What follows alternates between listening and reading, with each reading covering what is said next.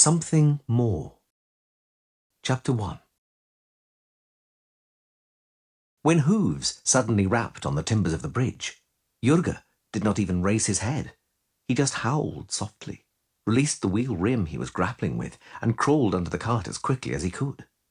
Flattened, scraping his back against the rough manure and mud caked onto the underside of the vehicle, he whined and trembled with fear. The horse moved slowly towards the cart.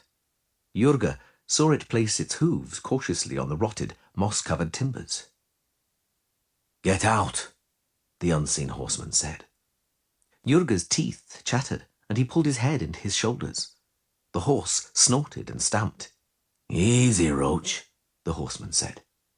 Jurga heard him pat his mount on the neck. "Get out from under there, fellow. I won't do you any harm." The merchant did not believe the stranger's declaration in the slightest. There was something calming and at the same time intriguing in his voice, however, though it was by no means a voice which could be described as pleasant. Jurga, mumbling prayers to a dozen deities all at once, timidly stuck his head out from under the cart. The horseman had hair as white as milk, tied back from his forehead with a leather band, and a black woolen cloak falling over the rump of the chestnut mare. He did not look at Jurga. Leaning from his saddle, he was examining the cartwheel, sunk up to the hub between the bridge's broken beams. He suddenly raised his head, flicked a gaze over the merchant, and observed the undergrowth above the banks of the ravine. Jurga scrambled out, blinked, and rubbed his nose with a hand, smearing wood tar from the wheel hub over his face. The horseman fixed dark, narrowed, piercing eyes as sharp as a spear tip on him. Jurga was silent. "The two of us won't be able to pull it out," said the stranger finally, pointing at the stuck wheel. "Were you travelling alone?" "There were three of us," Jurga stammered. "Servants, sir, but they fled, the scoundrels." "I'm not surprised," said the horseman, looking under the bridge towards the bottom of the ravine. "I'm not surprised at all. I think you ought to do the same. Time is short." Jurga did not follow the stranger's gaze. He did not want to look at the mass of skulls, ribs, and shin bones scattered among the rocks, peeping out from the burdock and nettles covering the bottom of the dried-up stream. He was afraid that with just one more glance, one more glimpse of the black eye sockets, grinning teeth, and cracked bones, something would snap in him. The remains of his desperate courage would escape like air from a fish's bladder, and he would dash back up the highway, stifling a scream, just as the carter and his lad had less than an hour before. "What are you waiting for?" the horseman asked softly, reining his horse around. "For nightfall? It'll be too late then. They'll come for you as soon as it begins to get dark, or maybe even sooner. Let's go. Jump up behind me. Let's both get out of here as quick as we can." "But the cart, sir!" Jurga howled at the top of his voice, not knowing if from fear, despair, or rage. "And my goods? That's a whole year's work. I'd rather drop dead. I'm not leaving it." "I think you still don't know where the bloody hell you are, friend," the stranger said calmly, extending a hand towards the ghastly graveyard beneath the bridge. "Won't leave your cart, you say? I tell you, when darkness falls, not even King Desmod's treasury will save you, never mind your lousy cart. What the hell came over you to take a shortcut through this wilderness? Don't you know what has infested this place since the war?" Jurga shook his head. "You don't know," nodded the stranger, "but you've seen what's down there. It'd be difficult not to notice. That's all the other men who took a shortcut through here. And you say you won't leave your cart? And what, I wonder, do you have in your cart?" Jurga did not reply, but glowered at the horseman, trying to choose between oakum and old rags. The horseman did not seem particularly interested in the answer. He reassured his chestnut, who was chewing its bit and tossing its head. "Please, sir," the merchant finally muttered. "Help me, save me, by eternal gratitude. Don't leave. I'll give you whatever you want, whatever you ask. Save me, sir." The stranger, resting both hands on the pommel of his saddle, suddenly turned his head towards him. "What did you say?" Jurga opened his mouth, but said nothing. "You'll give me whatever I ask for. Say it again." Jurga smacked his lips, closed his mouth, and wished he was agile enough to kick himself in the arse. His head was spinning with fantastic theories as to the reward that this weird stranger might demand. Most of them, including the privilege of weekly use of his rosy-cheeked young wife, did not seem as awful as the prospect of losing the cart, and certainly not as macabre as the possibility of ending up at the bottom of the canyon as one more bleached skeleton. His merchant's experience forced him into some rapid calculations. The horseman, although he did not resemble a typical ruffian, tramp or marauder, of which there were plenty on the roads after the war, surely wasn't a magnate or governor either, nor one of those proud little knights with a high opinion of themselves who derive pleasure from robbing the shirt off their neighbours' backs. Jurga reckoned him at no more than 20 pieces of gold. However, his commercial instincts stopped him from naming a price, so he limited himself to mumbling something about lifelong gratitude. "I asked you," the stranger calmly reminded him, after waiting for the merchant to be quiet, "if you'll give me whatever I ask for." There was no way out. Jurga swallowed, bowed his head, and nodded his agreement. The stranger, in spite of Jurga's expectations, did not laugh portentously. Quite the opposite. He did not show any sign of being delighted by his victory in the negotiations. Leaning over in the saddle, he spat into the ravine. "What am I doing?" he said grimly. "What the fuck am I doing? Well, so be it. I'll try to get you out of this, though I don't know that it won't finish disastrously for us both. But if I succeed, in exchange, you will..." Jurga curled up close to tears. "You will give me," the horseman in the black cloak suddenly and quickly recited, "whatever you come across at home on your return, but did not expect. Do you swear?" Jurga groaned and nodded quickly. "Good," the stranger grimaced. "And now, stand aside. It would be best if you got back onto the cart. The sun is about to set." He dismounted and took his cloak from his shoulders.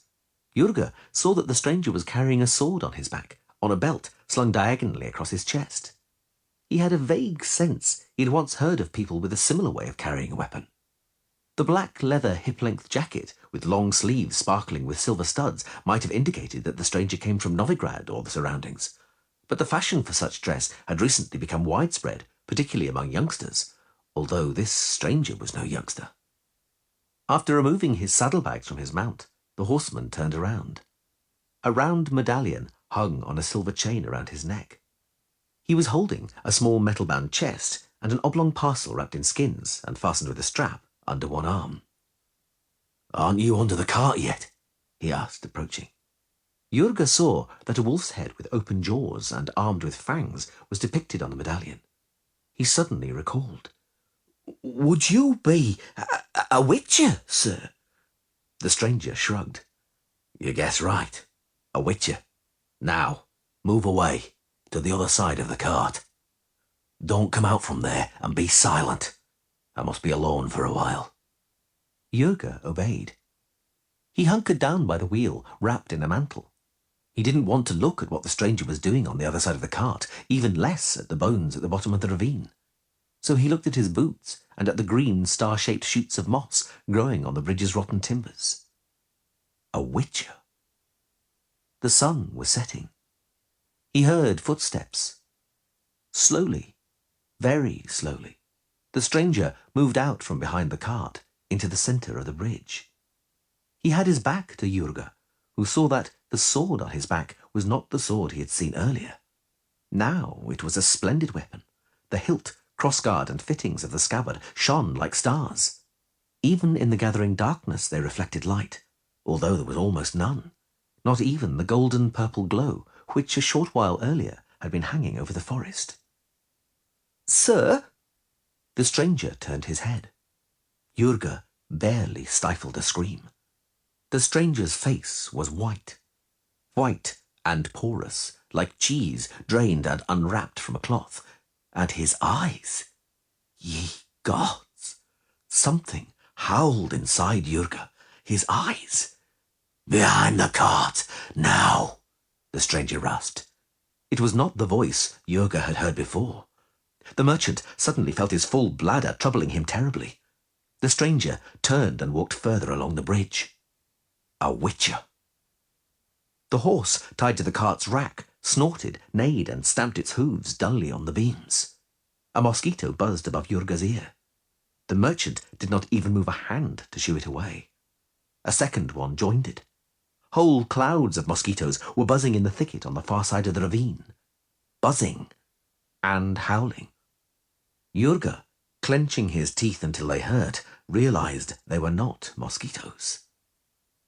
From the thickening darkness on the overgrown side of the ravine emerged some small, misshapen forms, less than 4 feet tall, horribly gaunt like skeletons. They stepped onto the bridge with a peculiar, heron-like gait, feet high, making staccato, jerky movements as they lifted their bony knees. Their eyes, beneath flat, dirty foreheads, shone yellow, and pointed little fangs gleamed white in wide, frog-like maws. They came closer, hissing. The stranger, as still as a statue in the centre of the bridge, suddenly raised his right hand, making a bizarre shape with his fingers. The monstrous little beasts retreated, hissing loudly, before once again moving forwards, quickly, quicker and quicker on their long, spindly, taloned forefeet. Claws scraped on the timbers to the left as another monster jumped out from under the bridge, and the remaining ones on the bank rushed forwards in bewildering leaps. The stranger spun around on the spot, and the sword, which had suddenly appeared in his hand, flashed. The head of the creature, scrambling onto the bridge, flew 2 yards up into the air, trailing a ribbon of blood behind it. Then the white-haired man fell on a group of them and whirled, slashing swiftly all around him. The monsters, flailing their arms and wailing, attacked him from all sides, ignoring the luminous blade, cutting them like a razor. Jurga cowered, hugging the cart. Something fell right at his feet, bespattering him with gore. It was a long, bony hand, 4-clawed and scaly, like a chicken's foot. The merchant screamed. He sensed something flitting past him. He cowered, intending to dive under the cart, just as something landed on his neck, and a scaly hand seized him by the temple and cheek. He covered his eyes, howling, and jerking his head, leapt to his feet and staggered into the middle of the bridge, stumbling over the corpses sprawled across the timbers. A battle was raging there, but Jurga could not see anything apart from a furious swarm, a mass within which the silver blade kept flashing. "Help me!" he howled, feeling the sharp fangs penetrating the felt of his hood and digging into the back of his head. "Doc!" He pressed his chin down onto his chest, looking out for the flash of the blade. It whined in the air and grazed his hood. Jurga heard a hideous, wet, crunching sound, and then a hot liquid gushed down his back. He fell to his knees, dragged down by the now inert weight hanging from his neck. He watched as 3 more monsters scuttled out from under the bridge. Leaping like bizarre grasshoppers, they latched onto the stranger's thighs. One of them, slashed with a short blow across its toad-like muzzle, took a few steps upright and fell onto the timbers. Another, struck with the very tip of the sword, collapsed in squirming convulsions. The remaining ones swarmed like ants over the white-haired man, pushing him towards the edge of the bridge. One flew out of the swarm, bent backwards, spurting blood, quivering and howling, and right then the entire seething mass staggered over the edge and plummeted into the ravine. Jurga fell to the ground, covering his head with his hands. From below the bridge, he heard the monster's triumphant squeals, suddenly transforming into howls of pain, those howls silenced by the whistling of the blade. Then from the darkness came the rattle of stones and the crunch of skeletons being trodden on and crushed. And then once again came the whistle of a falling sword and a despairing, blood-curdling shriek which suddenly broke off. And then there was only silence, interrupted by the sudden cry of a terrified bird deep in the forest among the towering trees. And then the bird fell silent too. Jurga swallowed, raised his head, and stood up with difficulty. It was still quiet. Not even the leaves rustled. The entire forest seemed to be dumbstruck with terror. Ragged clouds obscured the sky. "Hey!" He turned around, involuntarily protecting himself with raised arms.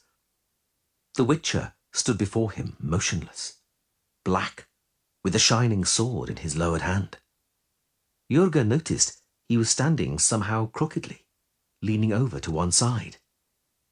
"What's the matter, sir?" The Witcher did not reply. He took a step, clumsily and heavily, limping on his left leg. He held out a hand and grasped the cart. Jurga saw blood, black and shining, dripping onto the timbers.